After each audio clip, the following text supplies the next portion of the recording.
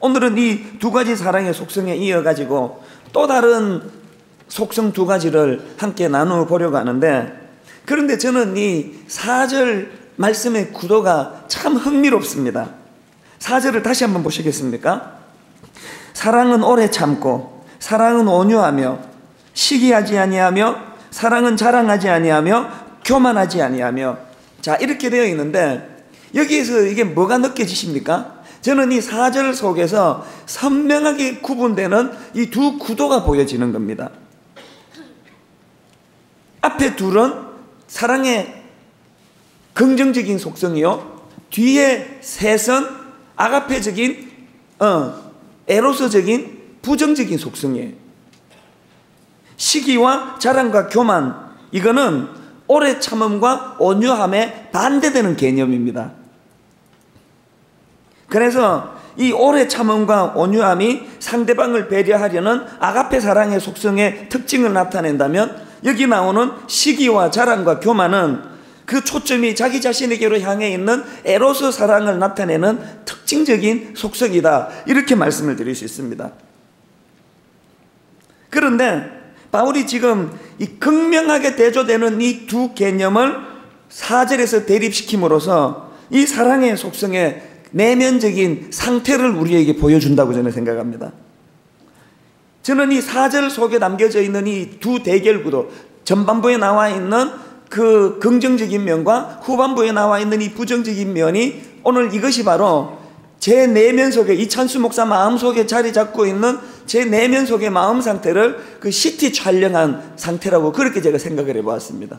이 두 가지 속성이 우리 안에 다 자리 잡고 있다는 것입니다. 마치 갈라디아서 5장 17절에 나와 있는 말씀처럼 육체의 소욕은 성령을 거스리고 성령은 육체를 거스리나니 이 둘이 서로 대적함으로 우리가 원하는 것을, 너희가 원하는 것을 하지 못하게 하려 함이라.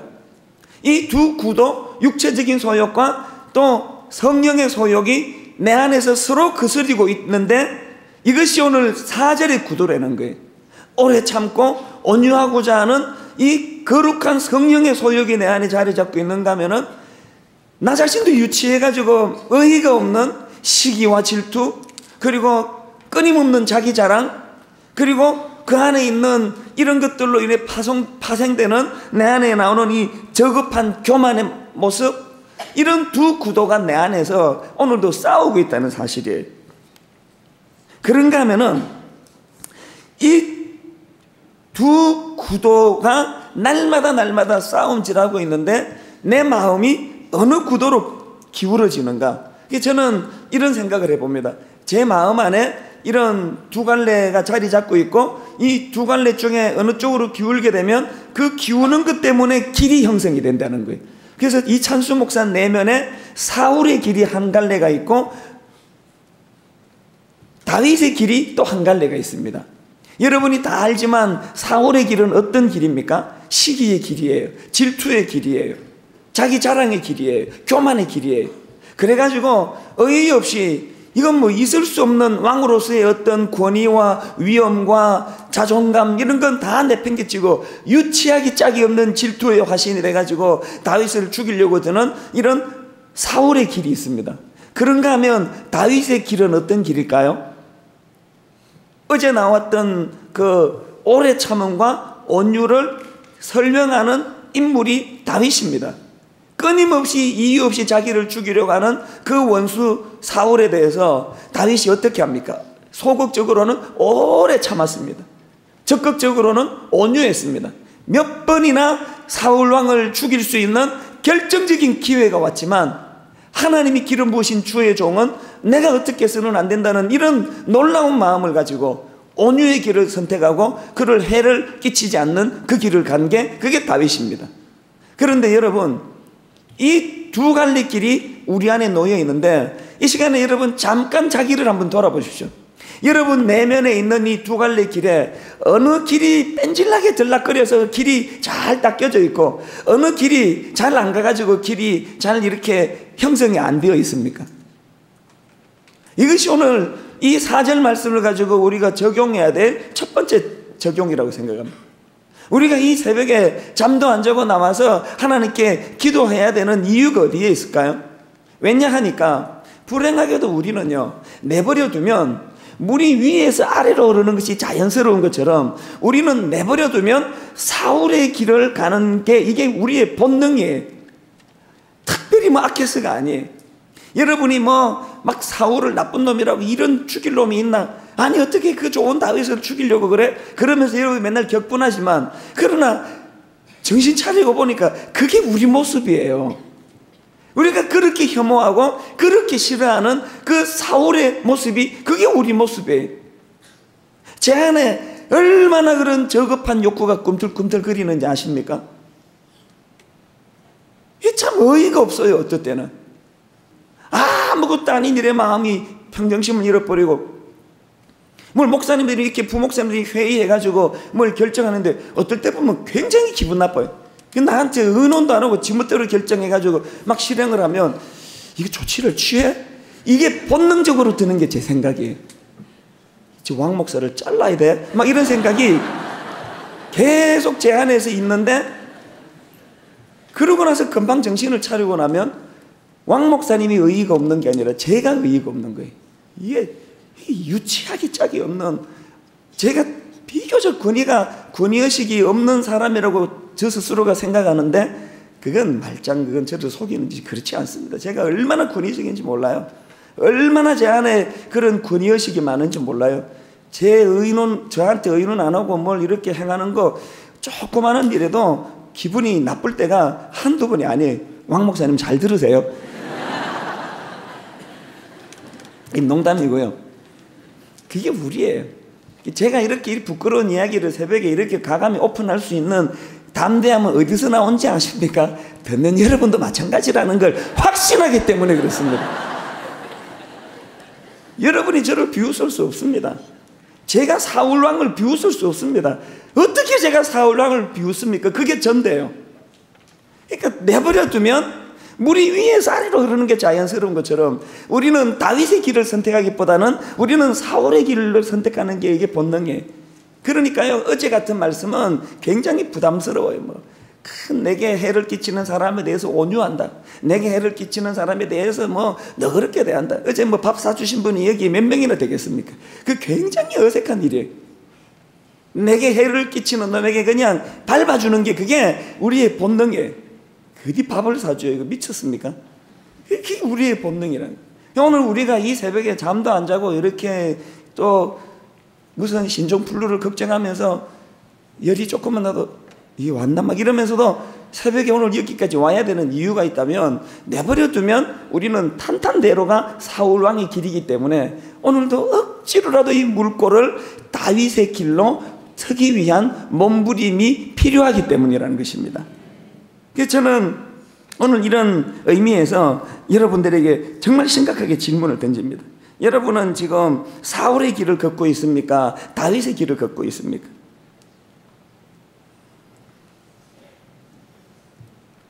내버려두면 우린 저절로 사울이에요. 말할 필요가 없습니다. 이 본능이에요. 어린애들을 보세요.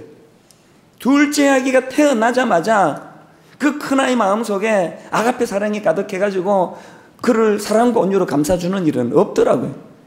둘째가 태어나자마자 본능적으로 큰아이에게는 경계심, 본능적으로 시기하는 마음, 본능적으로 그 아이에 대해서 질투하는 게 그게 나타나요. 그러다가 이제 한 몇 달 지나면서 그 아이의 인격과 믿음의 힘으로, 그것이 말이 좀 이상하지만 그걸 억눌러 가면서 이제 사랑으로 이렇게 바뀌어가는 거지, 나타나는 현상은 그 사울의 길이, 그게 인간의 모습이라는 겁니다.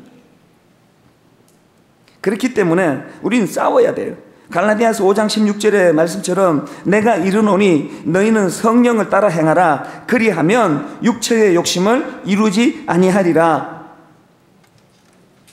바울이 지금 고린도 교회 성도들이 서로 팔을 나누고 서로 시기하고 질투하고 그런 현상에 대해서 꾸짖고 있는데, 뭘 꾸짖는지를 가만히 한번 보십시오. 고린도전서 3장 3절이요. 너희는 아직도 육신에 속한 자로다. 너희 가운데 시기와 분쟁이 있으니 어찌 육신에 속하여 사람을 따라 행하지 아니하리요. 지금 바울이 시기와 분쟁이 나타나는 그 자체를 나무라는 게 아니에요.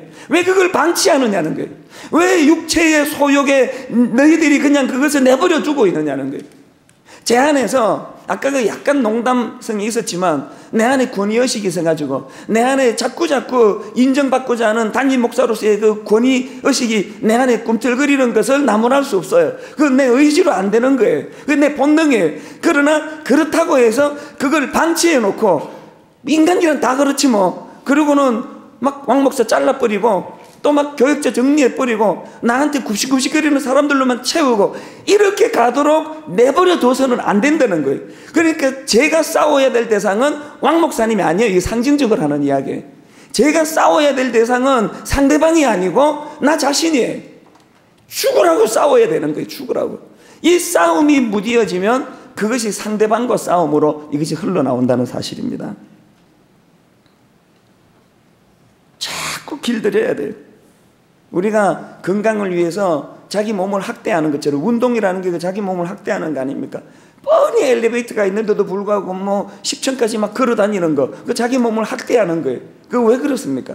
이 몸이라는 놈은 조금만 방심하고 내버려두면 버르장머리가 없어지고 막 배 튀어나오고 막 조금만 내버려두면 이 몸이라는 놈은 버르장머리가 없어지기 때문에 몸을 학대해야 돼. 자꾸 몸을 학대해야 돼. 새벽에 일어나서 또 달리고 뛰고 막 숨이 턱까지 차도록 괴롭도록 자기 몸을 괴롭혀야 돼. 영도 마찬가지예요. 우리의 영도 내버려두면 버르장머리 없는 사울의 길로 흘러가요. 그러니까 자꾸 괴롭혀야 돼요. 이 새벽에 일어나야 되는 이유가 여기에 있습니다. 저는 여러분들이 오늘 이 4절에 나와 있는 말씀의 구도를 마음속으로 잘 자리 잡으시기 바랍니다. 근데 여기 나오는 이 세 번째 속성인 사랑은 시기하지 아니하며 할 때 이 시기 혹은 질투에 대해서 몇 가지를 살펴보려고 하는데, 자, 첫째로는요, 이 시기나 질투는 가까운 사람에게 보여지는 감정이라는 겁니다. 가까운 사람에게 나타나는 감정이라는 겁니다. 여러분, 우리는요 항상 이 부분에 조심해야 돼요. 요셉의 형들도 보세요. 요셉을 팔아버린 그 동력이 어디서 나왔나 하니까 사도행전에 보니까 7장 9절에 여러 조상이 요셉을 시기하여 애굽에 팔았더니 요셉을 팔아버릴 정도로 강한 시기심이 그 내면 안에 자리 잡고 있더라는 거예요. 그렇기 때문에 여러분, 가까운 사람과의 관계를 위해서 기도해야 됩니다. 이게 참 우리의 오류예요. 원수를 위해서는 막 시금을 전폐하고 기도하지만 우리가 사랑하는 사람, 우리가 가까운 사람, 이거 방치하기가 쉬워요. 오늘부터 저는 여러분들이 여러분 다락방 안에서 사랑스러운 사람, 마음이 가는 사람, 가까운 사람을 놓고 하나님 앞에 기도하시는 여러분 되시기를 바랍니다. 사단이 틈타지 못하도록. 항상 이런 시기심과 질투심은 가까운 사람에게 나타나는 정상이라는 거예요. 그리고 두 번째로 조심해야 되는 게 뭐냐 하니까 이 감정의 경보장치라는 게 있다는 거예요. 이 감정의 경보장치를 무시하면 안 된다는 거예요. 이 시기심의 출발은요 아주 미세한 감정으로부터 시작이 됩니다. 다른 사람을 좋게 평가하지 않으려는 마음속의 은밀한 본능, 이런 미세한 감정을 방치해 놓으면 이것이 꿈틀꿈틀 자라기 시작한다는 거예요. 요셉의 형들을 한번 보세요. 처음에 요셉이 자기 아버지에게서 막 인정을 받고 채색 옷을 입히고 그러면 요셉의 형들이 처음에 어떻게 출발합니까? 그 소리를 듣자마자 파묻어 죽여야 되겠다, 이렇게까지 안 갔습니다. 감정이 미세하게 움직이니, 저 자식이 뭐가 이쁘다고 아빠는 저렇게 사랑해? 저 자식 지금 뭐가 저렇게 좋아서 아빠는 채색 옷을 입혀줘? 미세한 감정으로 출발해요. 이걸 방치해 놓았더니 그 다음 단계가 어떤 단계입니까? 비슷한 생각을 가진 형제들끼리 수군거리기 시작해. 형 보기에는 요셉이 이뻐? 맨날 쓸데없는 꿈 이야기하면서 밉상스러운 저놈이 형이 이뻐? 형은 아빠가 쟤를 이뻐하는 게 이게 정상이라고 생각해? 그러면서 이제 감정이 표현되기 시작해요. 그것을 방치해 뒀더니 이 에너지가 얼마나 무섭게 모여지는지 구체적으로 땅에 파서 자기 동생을 묻어 죽이자고 하는 무서운 악한 감정으로 발전이 되는 거예요. 저는 오늘 여러분에게 간곡히 부탁하는 건 뭐냐면, 내 안에 미세한 감정이 나타나잖아요. 분당의 어느 목사님이 엄청나게 설교를 잘하는 목사님이 등장했다는 소리가 들려지면 내 마음속에서 즉각적으로 나오는 방어 기제가 뭐냐면, 잘하긴 뭘 잘해? 이런 생각이 들면 그것이 여러분 내면에 경보장치로 들려지시기를 바란다는 거예요. 이게 정상이 아니구나, 이 감정이. 축복해 줘야 되는데 내가 스님도 아니고 목사님이 칭찬을 듣는데 내가 왜 이런 태도를 가져야 돼? 이걸 내 마음에 경고장치로 들어야 돼. 그리고 자꾸 이제 내 마음에서 그런 수군거림이 나오기 시작합니다. 쓸데없이 전화해가지고 순장님 그 수는 받죠? 이러면서 험담이 나오기 시작하고 여러분 내면에 이것들이 자꾸 표출되기 시작하면 그것을 여러분이 경고장치로 들으셔야 돼요. 그걸 방치해 놓으면 미세하게 시작한 내 감정의 악한 감정이 입술로서 이것들이 드러났다가 파괴 행위로 나타난다는 것입니다. 끊임없이 내 내면에 이런 사울의 길로 가고자 하는 이런 조짐이 내 안에 보여질 때 초기 단계에서 이걸 차단을 해야 돼요. 제가 잘 쓰는 방법은 뭐냐면 누구가 이렇게 칭찬을 받으면 거기에 막 마음이 한 50%밖에 없으면 100%를 담아서 칭찬해버려요. 막 애를 써요, 억지로. 나도 들어봤는데 진짜 설교 잘하더라. 그분 내가 보니까 대단하더라. 자꾸 인정해줘 버리는 거예요. 그런가 하면요, 저는 오늘 이 시기심과 관련해가지고 정말 중요한 한 가지를 여러분에게 드리고 싶은데, 이 시기심이라는 것을 건강한 에너지로 승화할 수 있다는 사실입니다. 참 재밌는 건요, 오늘 본문에 나와 있는 이 시기라고 하는 단어의 의미입니다. 여러분, 우리가 첫날에 고린도전서 12장 31절을 살펴보지 않았습니까? 너희는 더욱 큰 은사를 사모하라. 그랬을 때 여기서 이 사모하라 할 때 나온 이 단어가요, 놀랍게도 오늘 본문 4절에서 사랑은 시기하지 아니하며 할 때 이 시기랑 같은 단어라는 거예요. 이해가 되세요? 이 시기라는 단어가 굉장히 파괴적이고 굉장히 사울의 길로 나가게 만드는 악하고 못된 단어인데, 이 단어가 또 12장 31절에서 더욱 큰 은사를 사모하라 할 때 쓰여진 그 단어라니까요. 좀 놀래주세요. 이게 말도 안 되는 상극이 한 단어로 쓰여지더라는 거예요. 이게 뭘 의미할까요? 이 시기라는 것이요, 내버려두면 이것이 파괴적이고 사람을 인신매매 시켜버리고 사람을 죽이고 이런 쪽으로 파괴하게 흘러가지만, 이 시기심을 잘 활용하면 이 시기심이야말로 더 큰 은사를 사모하게 만드는, 내 마음에 도전거리가 생겨나는 유익한 도구가 될 수 있다는 거예요. 분당의 어느 목사님이 설교를 잘한다는 소리를 내가 들었습니다. 그러면 이것을 오늘 본문 4절로 방치해 두면 내가 그 목사님에 대한 시기와 질투로서 저를 파괴해요. 그러나 이것을 긍정적으로 사용하면 어떻게 될까요? 하나님, 분당히 그렇게 설교를 잘한다는 목사님이 있는데 저에게도 그런 은사를 주시옵소서. 저에게도 그 목사님 못지않는 영안을 허락하여 주시옵소서. 지금보다 설교 준비를 더 잘하겠습니다. 그래서 제가 발전하고 점점 제가 성숙해지는 길로 이 질투를 사용할 수 있는 거예요. 그래서 저는 그 영화를 본 적이 없어서 내용은 모르지만 제목을 내 마음속에 담을 때가 있습니다. 질투는 나의 힘. 이게 뭐 부정적인 이야기인지 긍정적인 이야기인지 내용을 몰라서 모르겠습니다. 그러나 저는 그 단어를 구호처럼 제 마음에 담는 거예요. 질투는 나의 힘이다. 질투는 나의. 그러고 보면요, 오늘 또 중요한 제가 마음의 고백을 하나 하자면, 질투는 제 힘이었습니다. 지금까지 제 마음에 이만큼 올 수 있게 된 동력의 상당 부분이 질투였어요. 이 질투를 13장 4절로 흐르지 않게 하고 12장 31절 더 큰 은사를 사모하게 하는 힘으로, 에너지로 이 질투를 사용하니까 이 질투가 얼마나 저에게 동력이 되는지 몰라요. 오늘 여러분에게 이것이 참 아름다운 교훈이 되시기를 바랍니다. 저는 성경에 나와 있는 인류 최초의 살인자 가인을 생각할 때마다 마음이 안타까운 게 그거예요. 동생 아벨하고 같이 제사를 드렸는데 하나님이 동생만 칭찬을 해요.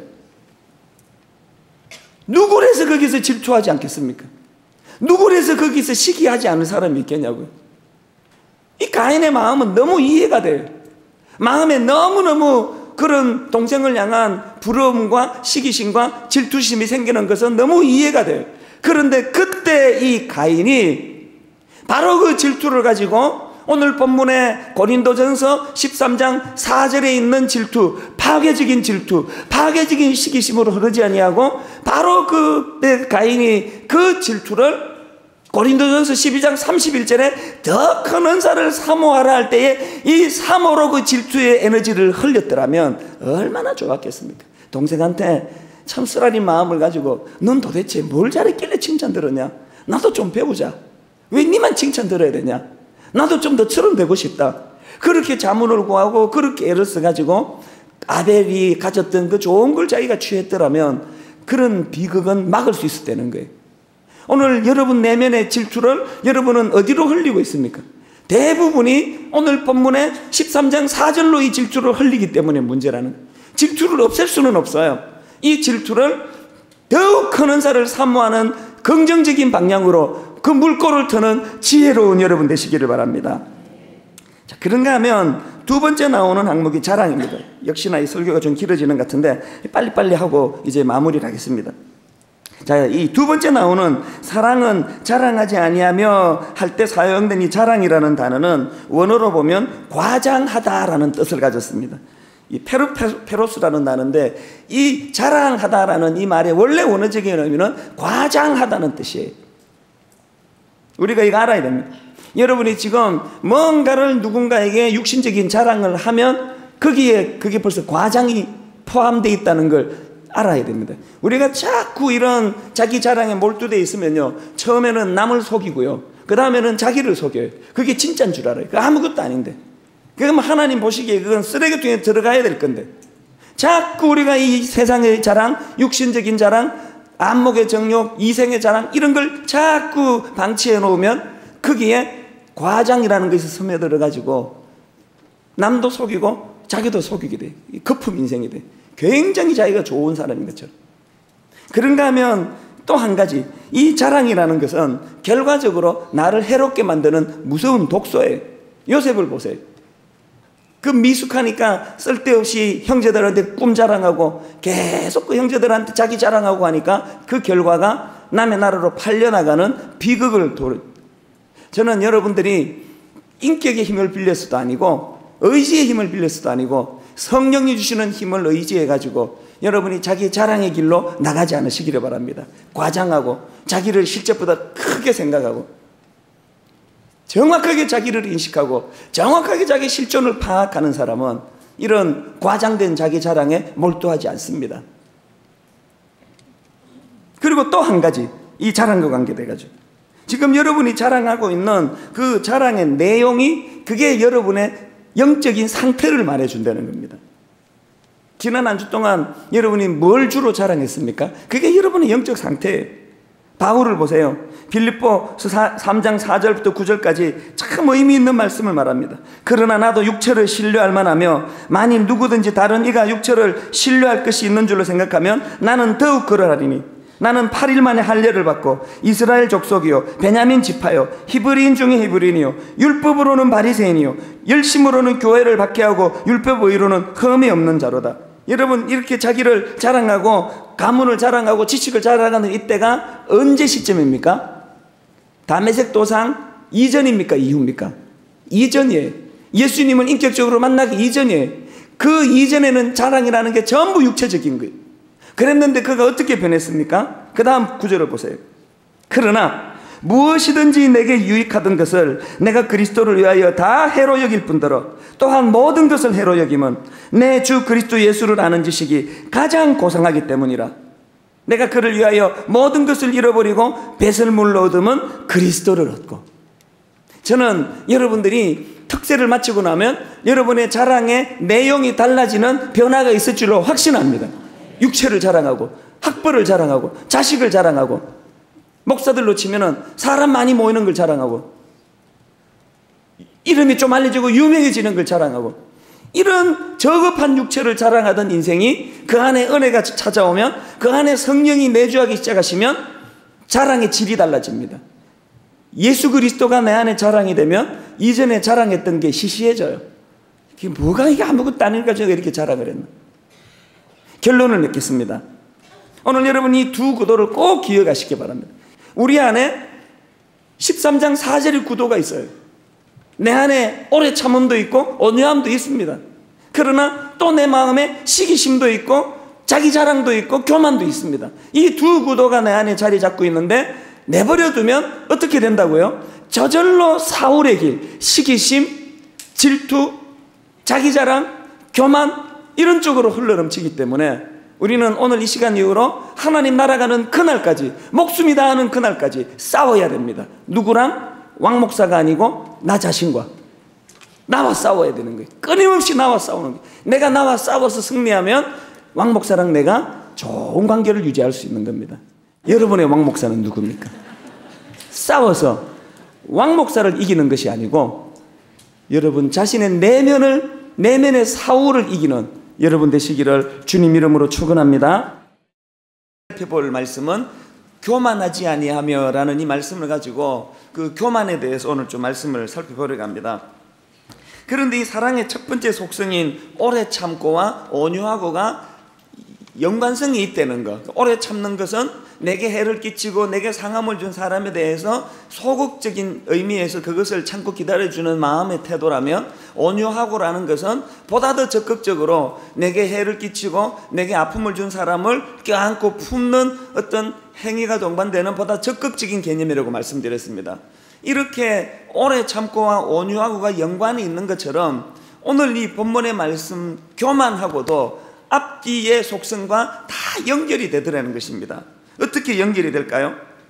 이 바로 앞에 나오는 항목인 자기 자랑을 방치해 두면, 그 자기 자랑을 방치해 두면 그것이 발전해서 생겨나는 것이 그게 교만이라는 겁니다. 그리고 이 교만이 뿌리 속에, 내 마음 속에 뿌리 깊게 자리 잡으면 그것이 나타나는 것이 타인에 대한 내일 살펴볼 무례하고 하는 그 무례함이라는 거예요. 이 자랑하고 교만하고 이 무례하는 것, 이 자랑이라는 건 내게 관심이 있을 때, 모든 초점이 내 안에 있을 때, 에로스적인 사랑이 나를 가득 지배할 때 나타나는 것이 자랑하고이고, 이 자랑하고의 그 뿌리 깊은 속성은 오늘 살펴볼 교만이고, 이 교만이 외적으로 표현되는 것이 무례함이에요. 내일 우리가 이 부분을 또 살펴보겠습니다만, 이처럼 앞뒤에 이 교만의 속성이 맞물려 있는데, 저는 이것을 가만히 묵상을 하면서 이 악한 요소들은 이게 한꺼번에 이렇게 팍 생겨나는 게 아니고 어제 살펴본 것처럼 이것이 점진적으로 발전한다는 것, 그러다가 불쑥 떠올랐던 것이 시편 1편 1절의 말씀이었습니다. 시편 1절이 이렇게 시작하지 않습니까? 복 있는 사람은 악인들의 꾀를 따르지 아니하고 죄인들의 길에 서지 아니하며 오만한 자들의 자리에 앉지 아니하고, 저는 이 구절이 이 죄악을 향해, 죄악의 수렁으로 향해 나가는 어떤 그 슬로우 모션이라고 할까, 슬로우 비디오를 보는 것 같아요. 처음에는 탐색이에요. 어떻게 합니까? 악인의 꾀를 따르는 거예요. 탐색을 하는 거예요. 이것이 방치가 되면 어떻게 합니까?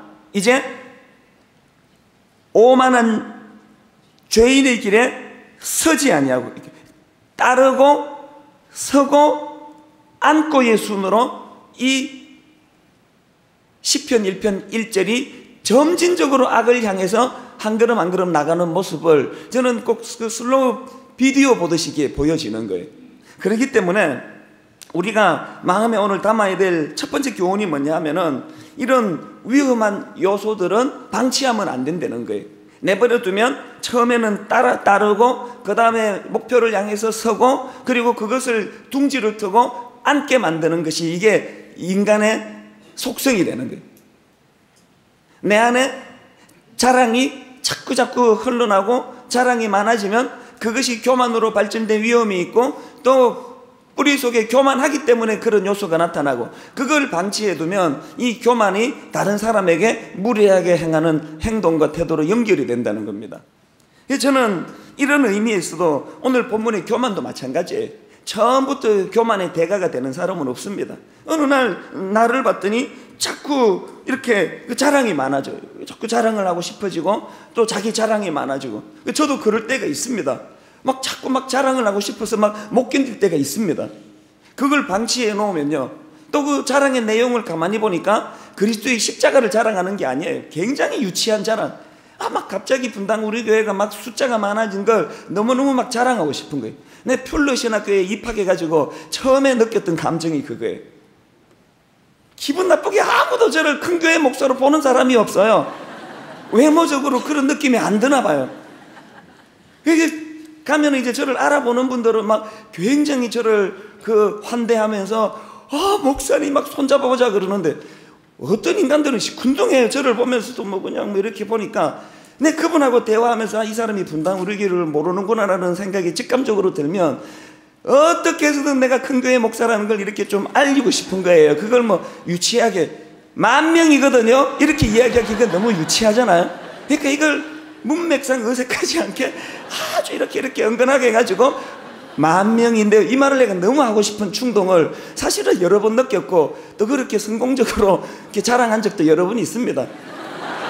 그럼 이분들은 나 한결같이 놀라요. 저 얼굴에 이런 느낌이 좀 들어요.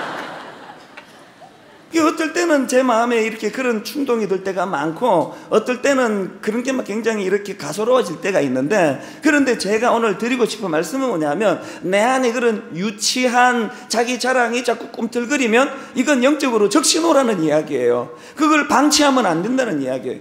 그러면 그런 날에는 어떻게 해야 됩니까? 신종플루가 만연하면은 집에 와서 손부터 씻으라 그러잖아요. 내 안에 이런 정상이 있단 말이에요. 자꾸 내가 자랑하고 싶고, 이게 내가 그리스도 안에서 하나님을 얼마나 사랑하는가 이런 걸 자랑해야지. 목사가 무슨 장사꾼도 아니고 사람 많이 끌어모은 걸 가지고 이걸 내가 자랑하고자 하는 욕망이 자꾸 생겨나면 집에 가자마자 손을 씻어야 되잖아요. 세균이 지금 내 손에 있으니까. 이 손 씻는 행위가 뭐예요? 그게 영성의 회복을 위한 기도 아닙니까? 묵상 아닙니까? 하나님 앞으로 나가야 되는 거예요. 이런 걸 방치해 놓으면요, 제가 저질 목사가 되는 거예요. 그리고는 이제 이 10,000명 하니까 이 사람들이 별로 안 놀래더라. 그 다음 목표 30,000명. 30,000명을 모으기 해가지고 1인당 3명씩 안 모으면은 제출시키겠다 그러고 이런 무리한 일들이 일어나는 거예요. 저는 목사니까 목사로서 제 내면의 세계를 여러분에게 공개하지만 여러분에게도 그런 모습이 있잖아요. 근래에 자꾸 뭔가 자랑하고 싶은 거. 그게 자랑이 보니까 바울이 다메섹 도상에서 회심하기 이전의 자랑들, 전부 학력, 학벌, 또 돈은 얼마나 내가 이번에 벌고, 우리 애가 이번에 수시 합격한 거, 그 인간적으로 그런 어떤 본능적으로 그걸 좀 자랑하고 싶은 것까지는 이해가 돼요. 그런 것까지 그걸 문제가 있다 그러면 그건 다 천사겠지만, 그러나 도에 지나친 자기 자랑이 있잖아요. 입만 떼면 자랑이 넘치는 사람들은 여러분이 지금 영적으로 적신호라는 걸 인식하셔야 돼요. 이 차단하지 않으면 그것이 점진적으로 그 다음으로 교만으로 발전하고, 그 다음으로는 다른 사람들을 무시하고 안하무인이 되고 세상에 나밖에 없는 이상한 생각을 하게 되는 수렁에 빠질 위험이 있다는 것입니다. 우리가 무슨 수를 써서라도 이 내면 속에 교만이 둥지를 트고 자리 잡게 하는 것은 막아야 된다는 거예요. 이건 무슨 수를 써서는 막아야 됩니다. 왜냐하니까 내 내면 세계에 이 교만이라는 놈만큼 무서운 존재가 없습니다. 이 교만이라는 놈만큼 무서운 영적인 심각한 병이 없습니다. 유명한 토마스 아퀴나스가 이런 말을 했습니다. 교만은 모든 죄악의 어머니이다. 그리고 5세기 로마의 라틴 교구 아우구스티누스라는 분이 이런 말을 했습니다. 교만은 인간이 빠지기에 가장 쉬운 것인 동시에 그 다음에 인간이 극복하기에 가장 어려운 것이다. 감염되기가 가장 쉬운 게 교만이고, 한번 감염됐다 그러면 치료가 가장 어려운 게 이게 교만이라는 거예요. 하나님이 강제로 꺾어서 여러분 허리가 휠 정도로 무거운 짐을, 고통의 짐을 부여해서 꺾이는 교만이 아니고, 하나님 앞에 나와 여러분 스스로 깨닫고 스스로 그만한 목덜미를 꺾어버리는 지혜로운 여러분 되시기를 바랍니다. 여러분 강제로 머리를 숙여서 당하는 꺾임은 너무너무 초라한 거예요. 자, 그렇다면은요, 우리가 피해야 할 교만이 어떤 것들이 있을까 생각을 해보았는데, 예레미야 9장 23절에 보면 이런 말씀이 있습니다. 여호와께서 이와 같이 말씀하시되 지혜로운 자는 그의 지혜를 자랑하지 말라. 용사는 그의 용맹을 자랑하지 말라. 부자는 그의 부함을 자랑하지 말라. 이 말씀을 가지고 유명한 설교가 잔 파이프라는 분이 우리 시대에 경계해야 될 대표적인 3가지 교만을 거기서 추출해서 지적을 합니다. 그게 뭐냐 보니까 우리 시대의 대표적인 교만, 우리 시대에 가장 경계해야 될 교만 세 가지가 뭐냐 하니까 첫째는 지식의 교만이요, 둘째는 능력의 교만이요, 셋째는 물질적 풍요로움으로 인한 교만이라는 거예요. 저는 이 존 파이프의 분석에 100% 동의합니다. 먼저 첫째로 살펴볼 게 뭡니까? 이 현대인들이 감염되기 쉬운 이 시대의 대표적인 교만은 지식의 교만입니다. 지난 2000년 말에 영국의 이코노미스트지에서 세계적인 석학들에게 두 가지 질문했답니다. 이제 그 한 세기가 저물고 한 세기가 새로 이제 도래하는 그 시점에서 이런 질문했습니다. 두 가지 질문을 하고 그 두 가지 질문이 뭐냐 하니까 인류가 지나간 20세기를 돌아보며 반성해야 될 것이 뭔가, 그리고 또 다가올 21세기에 갖추어야 될 덕망이 뭔가, 그 두 가지 석학들에게 질문을 하고 그것을 이제 이코노미스트지에 실었다고 하는데요. 그 물음에 대답한 석학들이 공통적으로 대답한 게 뭔지 아십니까? 그게 바로 지식적 겸손이었습니다. 지난 20세기에 인류는 자신의 지식을 과신하면서, 자기 지식을 과신하면서 우리가 겸손하지 못했다, 우리가 교만했다. 그리고 다가올 21세기에는 이를 반성하고 좀 더 겸손하게 살아야 되겠다. 이게 석학들이 내놓은 대안이라는 것입니다. 이 지식의 교만이요. 참 의미 있는 분석 아닙니까? 그렇기 때문에 나 자신에게 지식이 더해갈수록, 남들이 깨닫지 못하는 여러 가지 지식과 지혜가 내게 넘쳐날수록 우리는 고린도전서 8장 1절의 경고의 말씀에 귀를 기울여야 합니다. 8장 1절입니다. 지식은 교만하게 하며 사랑은 덕을 세우나니. 자기가 가진 그 지식이 덕을 앞세우는 아가페 사랑으로 더 씌우지 못하면 그 지식이 화근이라는 거예요. 그 지식 때문에 교만해진다는 거예요. 여러분, 도대체 뭘 위한 지식입니까? 고린도 교회의 근본적인 문제가 뭡니까? 그들에게는 많은 은사가 있었습니다. 많은 지식이 있었습니다. 그 도시 자체가 지식을 굉장히 중요하는 환경 속에 있었습니다. 그러니까 뭐 예를 들면은 뭐 압구정동에 있는 교회의 성도들에게서 나타나는 어떤 성향이 있을 거 아닙니까? 또 신림동에 있는 교회의 성도들에게서 나타나는 성향이 있을 거 아닙니까? 또 분당에 있는 성도들에게서 나타나는 성향이 있을 거 아닙니까? 각각의 성향들이 다 있는데 고린도 교회 사람들의 성향은 그 지역의 분위기가 이 지식을 자랑하고 지식을 굉장히 중요하게 생각하던 그런 환경 속에 놓여 있다 보니까 고린도 교회 성도들도 이런 우를 범한 거예요. 지식을 가지고 남을 폄하하고 그 지식이 에로스 사랑으로 덧입혀지니까 얼마나 거기에 갈등이 많고 분파가 많고 분쟁이 많은지 모른다는. 그래서 저는 오늘 여러분들에게 하나님이 남들이 가지지 못한 지식을 주시는 지식의 은사가 여러분에게 부어지게 되시기를 바랍니다. 그러나 그것만으로는 안 돼요. 더 중요한 게 뭡니까? 그 지식이 하나님의 사랑, 아가페 사랑으로 더 씌워진 지식이어야 된다는 겁니다. 그 지식의 원천이 어디에 있나? 마태복음 16장 17절에 주님이 이렇게 말씀하셨습니다. 예수께서 대답하여 이르시되 바요나 시모나 내가 옳도다. 그 다음 잘 들으세요. 이를 내게 알게 하니는 혈육이 아니요 누구시라고요? 하늘에 계신 내 아버지시니라. 여러분에게 지식이 있습니까?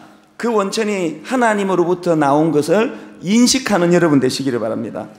그런가 하면 두 번째로 우리 현대인들이 감염되기 쉬운 교만이 뭡니까? 능력의 교만입니다. 능력의 교만. 사실 오늘 우리 현대 사회에서 겸손은 더 이상 미덕이 아니에요. 오히려 이 겸손이라는 것은 비굴해 보여요. 겸손이라는 것은 나약한 자들의 자기 변명처럼 보여요. 이런 세상 구조예요. 그래서 모두가 다 앞다투어 자기를 피하라고, 자기를 드러내고, 없는 거라도 끄집어내서 자기를 자랑하고 자기의 강함을 드러내는 이 능력의 교만이 충만한 시대예요. 오늘 우리가 보면은 멋지고 매력적인 가치를 추구하는 에로스 사랑에 전부 다 감염이 되어 있기 때문에, 그건 뭐예요? 에로스 사랑은 더 매력적인 걸 쟁취하는 힘이 있어야 내가 인정을 받는 거예요. 더 예쁜 여자랑 결혼을 해야 내가 인정을 받아요. 더 능력 있는 여자랑 결혼해야 내가 인정을 받아요. 더 능력 있는 남자랑 만나야 돼요. 그러다 보니까 능력을 추구하고 능력을 자랑하고 능력을 과시하는 시대예요. 불행하게도 오늘날 많은 오늘 우리 현대교회 안에 이런 변질된 현상이 나타나요. 교회도 큰 교회가 좋은 교회예요. 많이 모이는 교회가 성공한 교회예요. 교회 안에 이 교만 바이러스가 있어요. 그리고 이 교만 바이러스의 반대편, 교회 사이즈가 작은 목사님들 가운데 너무너무 긍지를 가지면서 그 성도들을 섬기는 분이 계시느냐면, 사이즈가 작다는 것 때문에 열등감에 빠져있는 종들도 간혹 있습니다. 이것이 다 오늘 능력의 교만의 영향이에요. 능력의 교만의 반대는 능력의 열등감 아닙니까? 오늘 이런 바이러스에 감염되신 분들은 고린도전서 1장 26절에서의 주님의 전략을 귀를 기울이셔야 돼요. 형제들아, 너희를 부르심을 보라.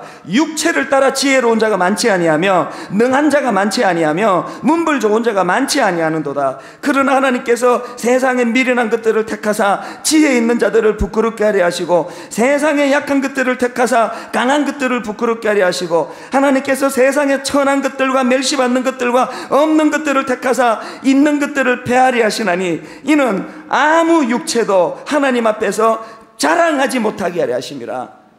이 하나님의 이 세상에 기가 막힌 전략이에요.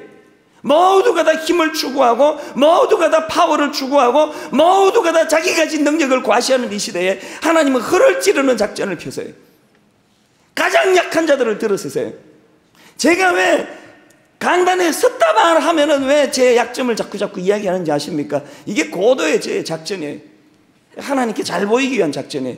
보셨죠? 나 이런 인간이에요. 나 하나도 없어요. 나는 가진 게 하나도 없어요. 이걸 더 많이 자랑하면 더 많이 자랑할수록 하나님은 더 많이 저에게 하나님의 능력이 역사하고 나타나실 줄 저는 확신합니다. 그리고 확신하는 정도가 아니고 지난 7년 동안 이 작전이 너무나 중요하더라고요. 우는 소리 하면 할수록 하나님의 힘이 제게 더 강해져요. 날마다 내 연약함을 고백하고 또 고백하고 하다가 안 돼가지고 국민학교 3학년짜리 우리 애 불러놓고도 해요. 나는 아빠는 이런 인간이니까 네가 나 위해서 기도해라고. 저의 약함을 떠벌리고 다니고 자랑하고 선포하고 다니면, 여러분, 제가 7년 동안 모든 저의 인격적인 결함, 모든 저의 성격의 조급함, 모든 영성의 빈곤함, 내가 수백 가지를 고백했지만 그것 때문에 목회가 지장되는 걸 여러분 지금까지 본 적이 있습니까? 분당 우리 교회에서 그걸 본 적이 있으면 하나님이 아니신 거예요. 저는 여러분 안에 이 능력의 교만을 다 뿌리째 뽑아버리시길 바랍니다. 능력의 교만이 뿌리 뽑혀야 돼. 그리고 반대로 그 능력의 교만의 반대인 능력 없음의 열등감을 치유받으시기를 바라요. 여러분의 없음을 드러내세요. 여러분의 없음을 인정하세요.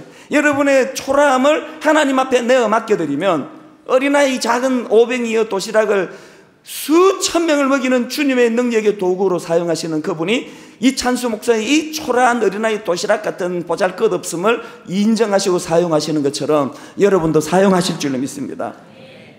그런가 하면 세 번째로 감염되기 쉬운 교만이 뭐예요? 물질적 풍요로움이 가져다주는 교만이에요.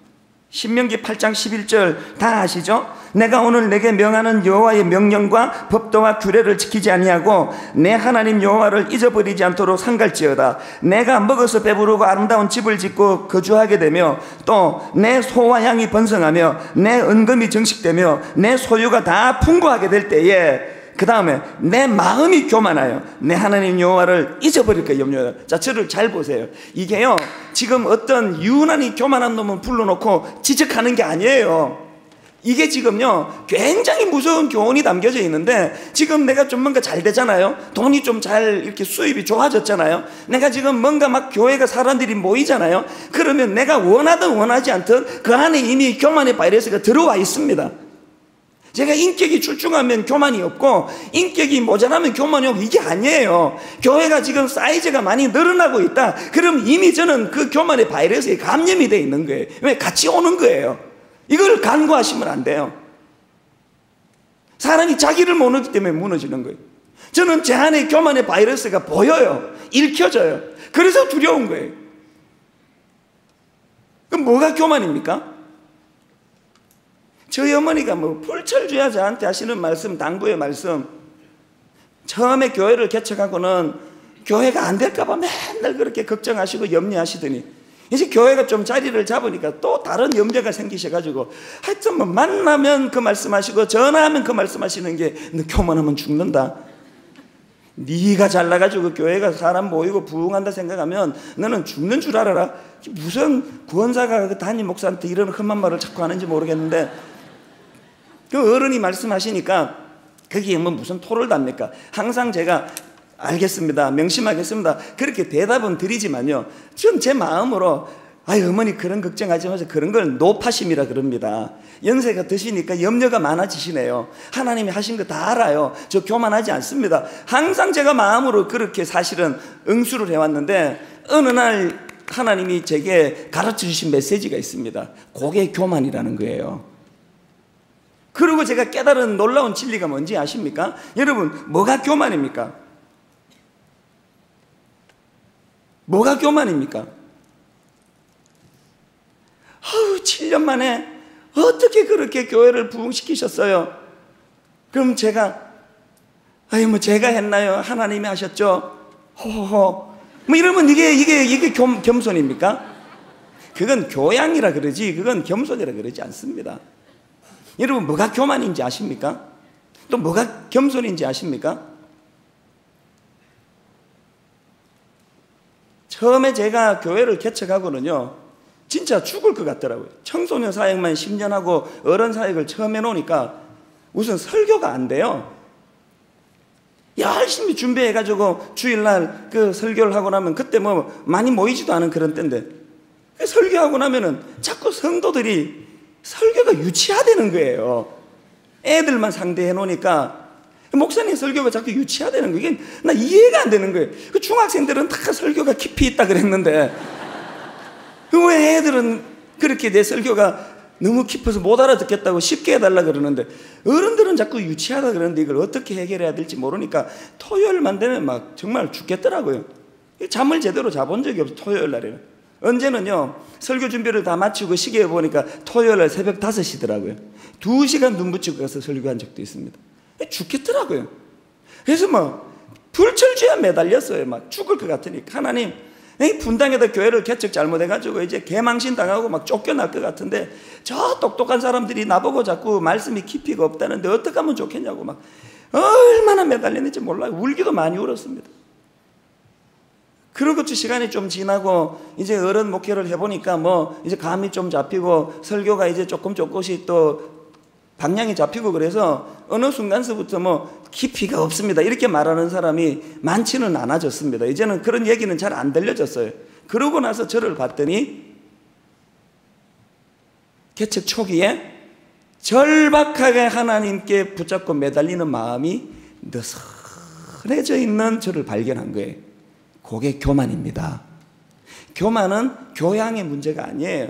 뭐 누가 이야기하면 뭐 제가 했나요? 뭐 이게 겸손이 아니고 이제는 제멋대로 설교를 잘할 수 있고 사람들이 심리를 잘 파악할 수 있고 사람들이 심금을 울리는 설교 하나 정도는 식은 죽 먹기처럼 할 수 있는 때가 됐다 하더라도 여전히 개척 초기에 하나님 안 도와주시면 망할 것 같고 하나님 안 도와주시면 죽을 것 같고 오늘도 설교하고 깊이가 없다고 욕 얻어먹을 것 같은 두려움 때문에 부들부들 떨며 하나님께 매달리는 그 매달림이 약해지지 않는 그 상태, 그게 겸손입니다. 그러면 여러분 삶에 적용해 보세요. 신혼 때 얼마나 여러분 겸손하셨습니까? 일이 안 풀릴 때 얼마나 겸손했습니까? 이제는 세상 사는 법도 좀 알 것 같고 지혜도 어느 정도 있는 것 같고 자식도 이렇게 키우면 될 것 같고 방법도 다 알고 그러면서부터 절박하게 하나님 찾는 일이 점점 약해지기 시작하는 거예요. 그게 교만입니다. 그러니까요, 제일 그 위험한 사람이 어떤 사람인지 아세요? 모든 사람이 저 사람은 겸손하다고 인정하는 그 사람, 그게 가장 위험한 사람입니다. 여러분이 하나님 앞에서의 겸손이 왜 너무너무 중요한가를 제가 성경 한 구절만 읽어드리고 말씀을 마무리하겠습니다. 우시야 왕이 처음에 잘 나가다가 처음에 겸손했다가 막판에 교만해가지고 그가 망하게 된 케이스인데, 그 우시아 왕의 사례를 보면서 우리가 교훈을 얻을 수 있습니다. 역대하 26장 5절을 보니까요, 이런 기록이 있습니다. 하나님이 묵시를 밝히게 하는 스가랴에 사는 날에 하나님을 구하였고, 우시아가 그랬단 말입니다. 그리고 그 다음 보십시오. 저가 여호와를 구할 동안에는 하나님이 형통케 하셨더라. 우시아는 처음에 잘 나갔습니다. 정치 잘했습니다. 굉장히 인정을 받았습니다. 막판에 문둥병으로 죽어버렸습니다. 저주를 받았습니다. 그렇게 된 단초를 제공한 열쇠가 뭐냐? 우시아 왕이 스가랴에 사는 날에 하나님을 구할 동안에는 하나님이 공급해 주시는 놀라운 은혜와 능력이 있었고, 그 다음에 저가 여호와를 구할 동안에만 하나님이 저를 형통케 하셨더라는 거예요. 그러니까 누차 말씀드리지만 이 겸손과 교만은 인격의 문제도 아니요, 교양의 문제도 아니요, 이거는 생존의 문제입니다. 교만하면 죽습니다. 저는 오늘 여러분 내면 속에 크든 작든 자리 잡고 있는 이 무서운 교만의 바이러스를 치료하실 수 있도록 백신을 하나씩 다 나누어 드리기 원합니다. 십자가에서 흘리신 예수 그리스도의 보혈의 피가 여러분의 교만을 희석시켜주는, 여러분의 교만을 없애주는 치료제인 줄로 믿습니다. 겸손히 하나님의 영광, 하늘의 영광을 내어버리시고 묵묵히 아가페 사랑으로 십자가의 자리까지 내려가셨던 주님의 그 겸손, 그 겸손의 백신을 맞으시고 여러분 입술에서 이런 고백이 나오게 되시기를 바랍니다. 사랑은 교만하지 아니하고. 이 교회라는 거는 그 사회의 영향을 받을 수밖에 없습니다. 왜? 그 사회에 소속된 사람이 모이는 게 그게 교회니까요. 그러다 보니까 오늘날 교회 안에서도 이렇게 그 좀 무례한 거, 뭐 자기 생각이 오르면은 예의를 갖추지 않고 막 그렇게 해대는 거, 이런 것들이 오늘 우리가 너무 익숙해서 그렇지 이게 좀 문제가 있지 않나, 그런 생각을 해보는 겁니다. 그 인터넷 같은 데 가보면은 무례함의 극치를 달리는 글이 뭐 하루에도 수만 건씩 쏟아질 거예요. 어른도 없고 애도 없어요. 어른에 대해서는 이 노망한 늙은이들이라고 막 그런 댓글을 막 써대고 막 일찍 죽으라고 그러고, 상상할 수 없는 이런 동방예의지국 이런 말하고는 근처도 가지 않은 이런 무례한 일들이 오늘 우리나라에서 일어나고 있다는 겁니다. 제가 왜 이렇게 오늘 말씀을 시작하는가 하니까, 바울이 지금 고린도전서 13장에서 4절부터 사랑의 속성을 15가지를 쭉 말씀을 하는데, 그 15가지 속성 중에 하나가 사랑은 무례하게 행하지 않는 거라는 겁니다. 이 무례라는 단어는 글자 그대로 예의에서 벗어난 행동을 말합니다. 그렇기 때문에 이 사랑의 공동체라고 하는 교회, 이 교회는 영적인 공동체이기 때문에 그 평가하기가 쉽지 않습니다. 저 사람이 믿음이 있다, 이게 무슨 보이는 것도 아니고, 믿음이 생기면 뭐 통장에 뭐 돈이 막 쌓인다든지, 뭐 믿음이 있으면 뭐 피부가 갑자기 뽀얘진다든지, 영성이 나빠지면 얼굴이 뭐 시커매진다든지, 이런 표시가 있으면 그 잣대가 가늠하기가 쉬운데, 영적인 세계예요. 믿음은 보이지 않는 세계의 이야기. 그러니까 저 사람이 믿음이 있다 없다, 이건 가늠하기가 참 어렵습니다. 그 교회가 뭐 굉장히 신령하다, 영적이다, 혹은 그 교회가 병들었다, 이거 가늠하는 것도 이게 참 어렵습니다. 그런데 바울은요, 이런 좀 추상적이고 좀 막연하고 좀 가늠하기가 어려운 이런 영적인 세계를 너무나 실제적인 잣대로 우리에게 조명해 주는 거예요. 그 사람에게 사랑이 있나 없나 이걸 어떻게 알아요? 사람마다 그 다 다른데. 그런데 바울이 그것을 조명하기를, 사랑이 있나 없나를 가늠하는 잣대 중에 하나가 그 사람이 상대방에게 얼마나 예의를 갖추느냐 갖추지 않느냐, 그게 사랑의 잣대라는 겁니다. 자녀들이 부모님에 대해서 너무 그 버릇이 없는 경우를 많이 봐요. 부모에게 함부로 말하고 다른 어른들에게는 예의를 잘 갖추면서 자기 부모에 대해서는 하고 싶은 말 다 하고 지멋대로 지적하고, 누가 어른인지 누가 애인지 구분이 안 될 정도로 예의를 잃어버린 자녀들이 많으면 그건 부모에 대한 사랑이 없는 거예요. 교회도 마찬가지예요. 교회가 뭐 얼마나 그 교회가 영적이냐 영적이지 않느냐가 특세 숫자로 가늠하는 게 아니고, 그 교회가 얼마나 서로에 대해서 기본적인 예의를 잘 갖추고 있느냐. 은혜가 떨어지는 교회 가보면 100% 무례해요. 장로님들이 담임 목사한테 하는 태도는 너무나 무례하기 짝이 없고, 담임 목사가 성도들한테 하는 태도가 너무나 무례하기 짝이 없고, 담임 목사가 부교육자에 대해서 전혀 예의를 갖추지 않고 심부름꾼 대하듯 대하고 이러면은 그 교회는 영적으로 문제가 있는 교회인 거예요. 병이 든 교회예요. 여러분들이 이런 부분을 가만히 한번 생각해 보세요. 우리가 지난 한 주 내내 살펴봤지만 고린도 교회는 그 당시로 병든 교회예요. 문제가 많은 교회예요. 그랬더니 아니나 다를까 그 교회에서 파생되는 많은 일들이 이 무례한 행동, 이것으로 드러나는 거예요. 예를 들면은 그 초대교회는 모일 때마다 같이 식탁 공동체, 이 식사가 굉장히 중요한 그런 상황이었는데, 이 시작도 하기 전에 가서 자기가 배고프다 가서 먼저 막 먹어버리는 거예요. 다 먹어버리니까 제 시간에 맞춰온 사람들은 벌써 먹을 수가 없는 거예요. 오늘 우리 특세 끝나고 바나나가 떨어져가지고 기도는 안 하고 요플레 바나나 먼저 다 드셔가지고 나중에 가는 사람들은 먹을 게 없는 일이 안 일어나기를 바랍니다. 이런 작은 거 하나 배려해 주지 않고 자기 먹고 싶으면 다 먹어버리고, 뭐 뒤에 사람은 배려하지 않고, 이런 소소한 사례까지 성경에 다 기록이 되어 있는 거예요. 하나님 앞에서도 얼마나 무례하게 짝이 없었는지. 성만찬은 뭡니까? 예수님의 그 죽으심, 예수님의 피와 살을 기념하는 그 거룩한 성만찬 시간에 포도주를 먹으면서 주님의 피를 의미하고 떡을 떼면서 주님의 살을 의미해야 되는데, 포도주를 그냥 병째다 들이마셔가지고 술이 취해가지고. 그래서 여러분, 이 고린도전서 11장 29절의 배경이 뭐냐면요, 주의 몸을 분별하지 못하고 먹고 마시는 자는 자기의 죄를 먹고 마시는 것이니라. 바로 이런 사람들을 포도주에 취해가지고 막 추태를 부리고, 이게 말도 안 되는 일들이, 이런 일이 일어난다는 거예요.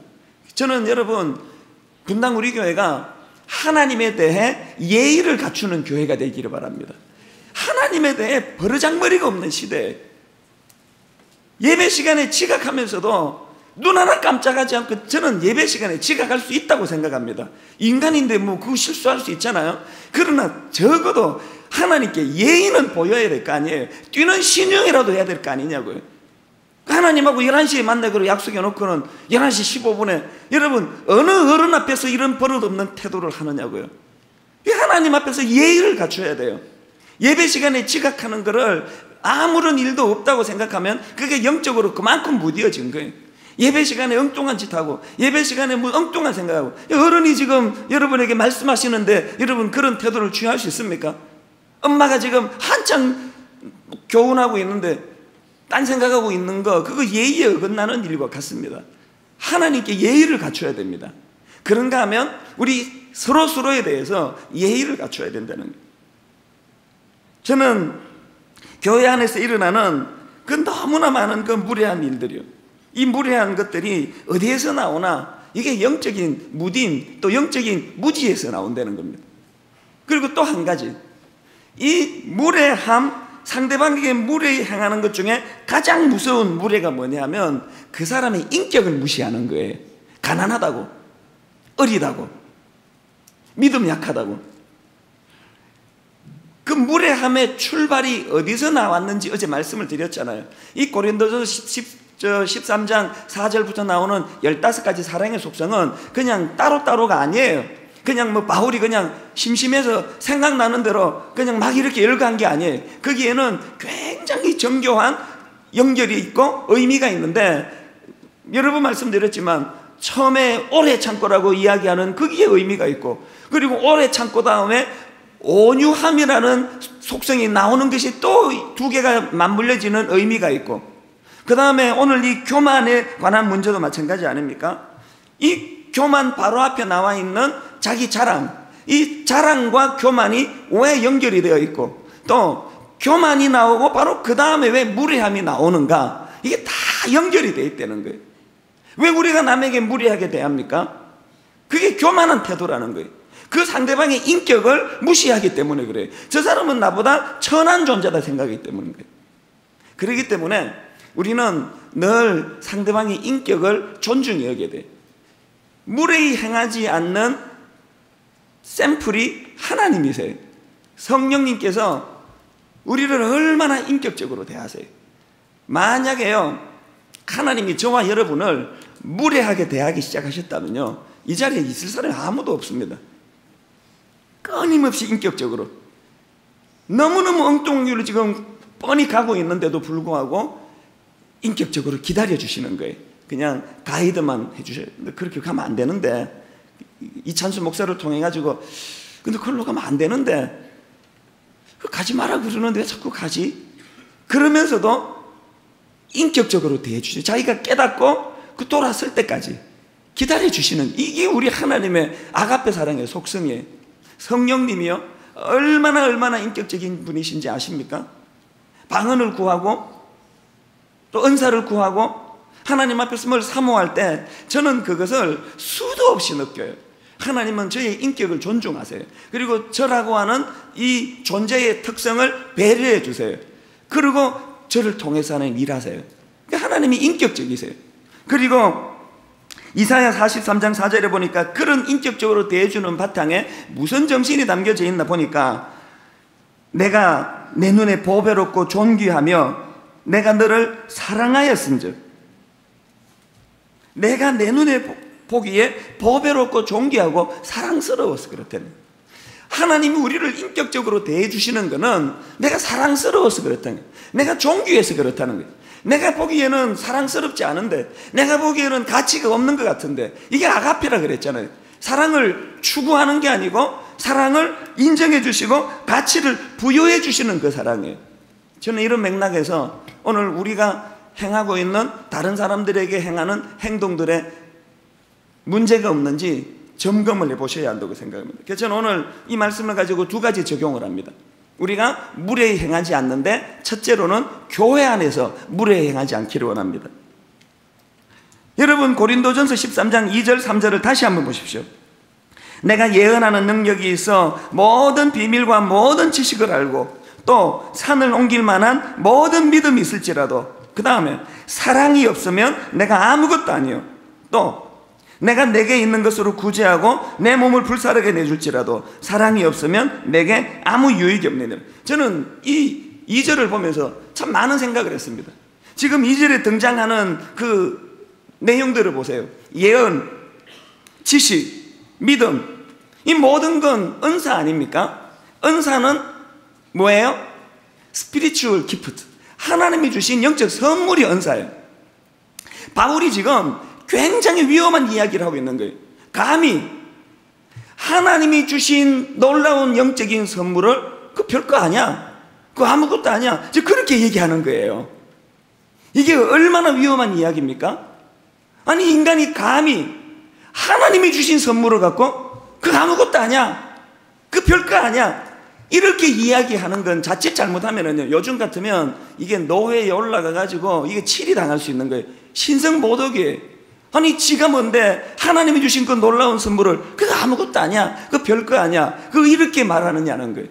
그러면서 제가 이 구절을 묵상하면서 참 놀라운 걸 깨닫습니다. 잘 들으셔야 됩니다. 우리는요, 내가 남에게 행하는 권면의 말, 내가 남에게 행동하는 행동, 이게 옳으냐 그러냐를 생각해요. 이건 분명히 하나님으로부터 온 거야, 하나님이 주신 선물이야, 이걸 중요하게 생각하는데, 그러나 바울이 우리에게 지적하는 게 뭐냐면, 그게 설령 옳은 얘기를 할지라도, 그게 설령 진리를 할지라도, 그게 설령 100% 하나님으로부터 나온 선물이라 할지라도, 그것을 사랑이라고 하는 포장에 담아서 하지 않으면 그 소용이 없다는 거예요. 그래서 제가 느끼는 게 뭡니까? 하나님이 우리에게 주신 그 사랑의 선물, 이 사랑의 선물이라는 것이 상하기 쉬운 음식 같은 거라는, 아무리 명분이 있어도 100% 이게 하나님부터 나온 지혜라도 거기에 사랑이 담겨져 있지 않으면, 오늘 그 속성 중에 오늘 본문을 대입하자면 무례하게 말하면, 교회에서 문제가 생기는 게 뭐예요? 교회에서 틀린 말에서 문제가 생기는 경우보다 옳은 말을 사랑으로 포장하지 않고 말해서 문제가 되는 거예요. 저는 여러분들이 명분 이거 굉장히 중요합니다만, 명분보다 더 중요한 것은 그 명분을 감싸고 있는 사랑의 포장이 부실하지 않게 되시기를 바랍니다. 교회 안에서는 아무리 옳은 이야기라도 거기에 혈기가 나오고 무례함이 나오고 상대방을 무시하는 태도가 나오면 이미 그 옳은 이야기는 틀린 이야기가 돼버린다는 거예요. 우리는 옳은 이야기를 해야 되는 것도 중요하지만, 우리는 하나님의 말을 전해야 되는 것도 중요하지만, 그 전하는 과정에서 하나님의 방식으로 전해야 됩니다. 왜 하나님의 메시지를 사단의 방식으로 전하느냐, 왜 하나님의 진리의 말씀을 악한 사단의 방법을 가지고 혈기 부리고 다툼을 유발시키고, 오늘 교회 안에 이런 일들이 얼마나 많이 일어납니까? 그래서 분당 우리 교회 안에 너무나 좋은 문화가 정착되어 있습니다. 우리 교회 안에서는 막 목소리 높이고 막 핏대 세우고 그러면은 그게 무슨 이야기인지를 자체를 우리는 듣지 않습니다. 그리고는 벙점 표정으로 쳐다봐요. 저 사람은 왜 저러나? 이런 문화는 더 많이 확산이 돼요. 누구를 통해 누구를 막론하고, 저도 포함해서. 여러분, 저 자신 단임 목사라 할지라도 거기에 예의를 갖추고 거기에 사랑의 포장으로 말하지 않으면 귀를 닫아버리시기 바랍니다. 이미 그 이야기는 들을 가치가 없어요. 하나님의 포장으로 하지 않는 이야기는 이미 그것은 세상이요 사단의 방식입니다. 교회 안에서 예의가 갖추어지는, 예의가 넘쳐 흐르는, 그리고 상대방을 배려할 줄 아는 분당 우리 교회가 되시기를 바랍니다. 부탁합니다. 요 대목에 좀 크게 아멘해 주세요. 너무나 중요한 이야기. 다시 할게요. 분당 우리 교회는 예의를 아는 성도들이 모인 교회 되기를 바랍니다. 그게 옳은 이야기를 해가지고 함부로 혈기 부리고, 그게 옳은 이야기를 해가지고 제멋대로 그냥 포장에, 사랑의 포장에 담지 않는 무례한 사람들은 이 교회에서 발붙이지 않게 되시기를 바랍니다. 얼마나 중요한 이야기인지 몰라요. 저는요, 게시판 같은데 또 저에게 이메일로 보내주실 때 그 내용도 보지만 이걸 어떤 태도로 글을 쓰느냐를 저는 굉장히 중요해 봅니다. 그래서 제가 이찬수 목사에게라는 그 게시판을 유심히 보시는 분은 알지만요, 어떤 지적이라도 제가 거기에 항변하지 않습니다. 제가 수용합니다. 사과합니다. 그리고 고맙다 이야기합니다. 단 하나, 예의를 갖추지 않고 쓴 글에 대해서는 제가 그것을 그냥 넘어가지 않습니다. 끝까지 제가 그것을 지적을 하고 교정을 해주기를 원합니다. 왜 그렇습니까? 교회는 진리를 말하는 곳이어야 되지만, 또 하나 그 진리가 하나님의 아가페 사랑, 상대방의 인격을 존중하고 하나님의 아가페 사랑, 예의를 갖추어서 무례하게 하지 않는, 이게 더 중요하기 때문에 그렇습니다.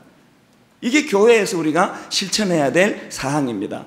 그런가 하면 두 번째로 무례와 관련해 가지고 기억해야 되는 건 교회 밖에서의 우리의 모습입니다. 오늘 기독교는 이 한국 사회에서 많은 오류를 범했는데 그 중에 하나가 뭐냐? 옳은 것을 전하기 위해서 무례한 방법으로 전했다는 거예요. 지하철 같은 데서 복음을 전하는 태도, 이건 누가 들어도 칭찬할 문제예요. 지하철 같은 데서 예수 그리스도를 전가하는 건, 그건 놀라운 담력이에요. 그 행위는 너무 옳은데 아가페 사랑이 없이 행했어요. 예의가 없이 행했어요. 좀 조용히 묵상하고 그렇게 아침에 피곤한 시간에 졸고 그러는데 갑자기 스피커에 대고 큰 소리로 예수 천당 불신지어! 그러면 아침부터 나도 짜증이 날 것 같아요. 기분 나쁜 이야기 하는 거 아닙니까? 안 믿는 사람이 그런 이야기를 오해해서 들으면 아침부터 재수없게 저것들이 협박하고 앉았다는 거예요. 이 영화 제목까지 나와서 예수 천당 불신지어. 그게 사랑으로 비춰지지 않는 거예요. 그 지하철에서 여러분, 마음이 상한 어떤 한 사람, 이제 지금 이혼 도장을 찍으려고 서초동에 법원으로 가고 있는 어떤 한 사람, 방금 지금 회사에서 잘려가지고 마음이 절망해 있는 한 사람, 누가 그런 형편인지는 모르지만 복음의 사랑을 가지고 그런 분들에게 마음을 열어서 예수를 소개할 수 있는 이런 정신으로 복음을 전해야지, 다짜고짜로 그냥 지금 안 그래도 지금 속상해 죽겠는데 이혼 서류를 지금 주머니에 끄고 가는데 예수 천당 불신지옥 그러면은 그거 얼마나 그것이 상대방에 대한 무례한 태도냐는 거예요. 그래서 모든 한국 사람들 생각에는 기독교 그러면 무례한 기독교, 무례하게 짝이 없는 기독교. 제가 지난 학기 공부했던 퓰러 신학교의 그 마오 총장이라는 분이 무례한 기독교라는 책을 쓸 정도예요. 우리가 지금 사회에서 얼마나 무례하게 행동하는지 아십니까? 식당 같은 데 가가지고는 공중기도 하지 말라고 저는 권면합니다. 하려면 목이 많은 소리로 하세요. 그 불교, 뭐 천주교, 무교만 다 모여서 식사하는데 갑자기 막 큰 소리로 저야 뭐 식사하는데 은혜를 달라고 막 그러면 그게 얼마나 무례한 이야기예요. 저하고 식사할 때 식당에서는 제발 기도 부탁 좀 하지 마세요. 각자 기도하세요. 얼마나 우리가 지금 이 사회에서 우리도 모르게 지금 만연되어 있는 무례한 태도가 많은지 몰라요. 오늘 이 무례히 행치 아니하는 이 부분에 하나님께서 우리들 마음을 잘 조명해 줘서 부지불식간에 우리도 모르게 무례히 행했던 것들이 다 교정이 되는 은혜가 있기를 바랍니다. 그런가 하면 두 번째 나오는 항목이 뭡니까? 자기의 유익을 구하지 아니하며 이렇게 나와 있는데, 이 땅을 살아가는 우리들에게 자기의 유익을 구하지 않는 태도가 뭐냐? 저는 퓰러 신학교에서 너무너무 신실한 선교사님들을 많이 만났습니다. 너무너무 신실한 작은 교회 목사님들을 너무 많이 만났습니다. 저는 미국에서 그 이민교회에 너무너무 교회를 뜨겁게 사랑하는 많은 성도들을 만났습니다. 교포교회가 타락했다, 교포교회가 뭐 탈선했다, 뭐라 말하지만 저는 아직도 거기에 소망이 있습니다. 너무나 많은 성도들이 눈물로 교회를 사랑하고 자기의 유익을 구하지 않는 그런 모습을 봅니다. 사랑은 자기의 유익을 구하지 아니하고, 사랑은 자기의 유익을 구하지 아니하고. 이 이상 무슨 설명이 필요하겠습니까?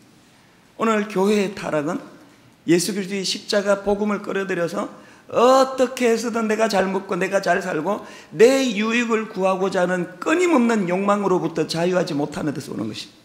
저는 오늘 말씀을 이렇게 마무리를 지으려고 합니다. 여러분, 사랑은 자기의 유익을 구하지 않는 것이랍니다. 부부관계에서 힘든 분 계세요? 그 마음이 너무 이해가 됩니다. 그런데 여러분, 사랑은 자기의 유익을 구하는 게 아니랍니다. 한 주간을 되돌아보시기를 바랍니다. 월요일부터 오늘까지 주신 말씀들을 쭉 정리하고, 우리들에게 가장 문제는 뭐냐면 이 수많은 하나님의 진리를 이론으로 끝낸다는 거예요. 노트 필기하고 적고 머리 끄덕이고 놀라운 걸 내가 깨달았다, 그렇게 하고 끝나는다는 거예요. 결론은 맺습니다. 사랑은 자기의 유익을 구하지 않습니다.